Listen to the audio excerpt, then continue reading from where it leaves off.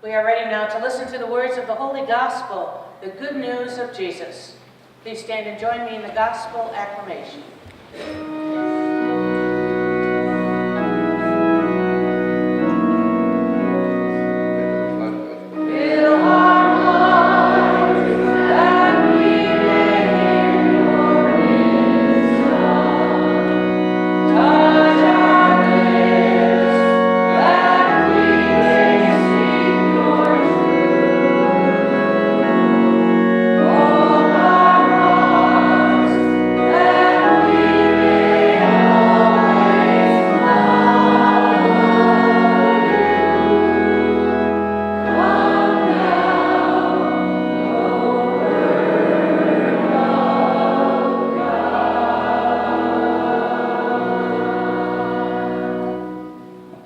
The Lord be with you. And with your spirit. A reading from the Holy Gospel according to Matthew. Jesus took Peter, James, and John, his brother, and led them up a high mountain by themselves. And he was transfigured before them. His face shone like his cloth, and his clothes became white as light. And behold, Moses and Elijah appeared to them, conversing with him. Then Peter said to Jesus in reply, "Lord, it is good that we are here. If you wish, I will make 3 tents here, one for you, one for Moses, and one for Elijah." While he was still speaking, behold, a bright cloud cast a shadow over them.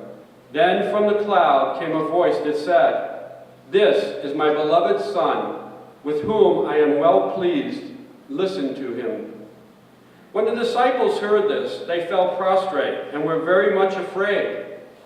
But Jesus came and touched them, saying, "Rise and do not be afraid." And when the disciples raised their eyes, they saw no one else but Jesus alone. As they were coming down from the mountain, Jesus charged them, "Do not tell the vision to anyone until the Son of Man has been raised from the dead."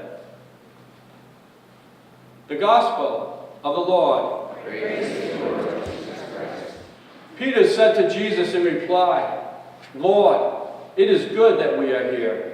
If you wish, I will make 3 tents here." Peter wants to pitch some tents and stay on the mountain, and why not? Of all the cool stuff he's been able to do and see through Jesus, nothing beats the visionary arrival of Moses and Elijah. It's not going to get any better than this. And Peter sees these great legendary giants of Jewish tradition, and he wants to freeze frame the picture, just as it is to remember Jesus in this way always. You might say Peter saw this as a Kodak moment. Peter was stuck in the moment and could not see the future of what would come. Recently, I got an email about the future, a very scary, fast-moving future for us. You heard me mention a Kodak moment a little earlier today, but it might be that it's now called a picture spot or a photo op. Less than 20 years ago, in 1998, the Kodak company employed 170,000 employees and sold 85% of all photo paper in the world. In Rochester, New York, businesses plastered their windows around April to shop here and spend your Kodak bonus with us. Within 3 years, Kodak would be out of business because digital photography would take over. So what does that mean to us? Listen to these points about the future and what we are entering. People are calling it the 4th Industrial Revolution. Welcome to the exponential age. Listen to what is predicted or is already happening to us. Today you hear a little bit about Uber and the push to make them available in the capital region in all upstate New York. Uber doesn't own a car, but it's the largest taxi company in the world. Airbnb is now the largest hotel company in the world, but it doesn't own any properties. Airbnb is a software tool. In the United States, young lawyers coming out of school are not getting the top jobs because IBM's Watson Watson can get you legal information within seconds and has an accuracy rating of 90% compared to the human accuracy rating of 70%. There will be 90% fewer lawyers in the future. Cars will have a major revolution. There will be self-drive cars, and you will not need to own one because you'll use your phone to call one up to take you places. It will pick you up and deliver you to your location.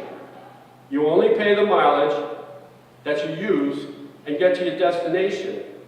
Children will not need to get a license. Cities will have 90% fewer cars in the future. Accidents will reduce from 1 in every 60,000 miles to 1 in every 6 million miles. Insurance companies will be almost non-existent based on the safe driving records of these self-driven cars. The health industry will see a medical device called Tricorder X that will work with your phone. It was actually portrayed in Star Trek. It will scan your retina, take your blood sample, and you breathe into it. It then analyzes 54 biomarkers that will identify any disease you may have. It will be cheap in a few years, so everyone will have expert medical analysis literally for free. Goodbye, the medical establishment. The list goes on, but I think you see the picture. Almost every business opportunity from the 20th century will be outdated.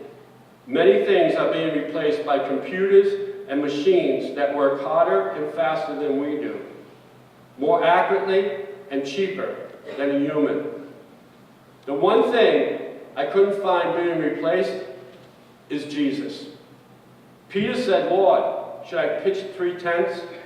The 3 disciples wanted to stay on the mountaintop with Jesus, but they heard the voice of God say, "This is my beloved Son, with whom I am well pleased.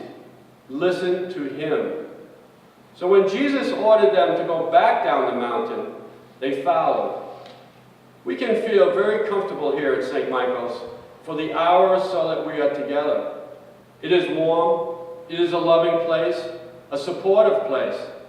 It is community, it's family. But like the disciples, our challenge is not to stay here, but to take the love of God to every person we meet. We cannot keep God to ourselves. We must let him show through us. One Sunday on the way home from church school, a little girl turned to her mom and said, "Mommy, the priest told us that God is bigger than us. Is this true?" "Yes," Mommy replied, "that's true, honey." The little girl said, "The priest told us that God lives in us. Is this true?" "Yes," Mommy replied, "that's true, honey." After a little bit, the girl thinking, she said, "Well, if God is bigger than us and he lives in us, wouldn't he show through us?" Well, his mom said yes. But if we would, he would show through us if we listened to the Lord, just as the 3 disciples did, and learn the way to live through him, the way he wants us to live, the way he wants us to love one another as he has loved us. Is God showing through us, or are we staying put, doing the same thing as we are comfortable in building our tent? Let his light shine in you by bringing him outside these walls to everyone you meet.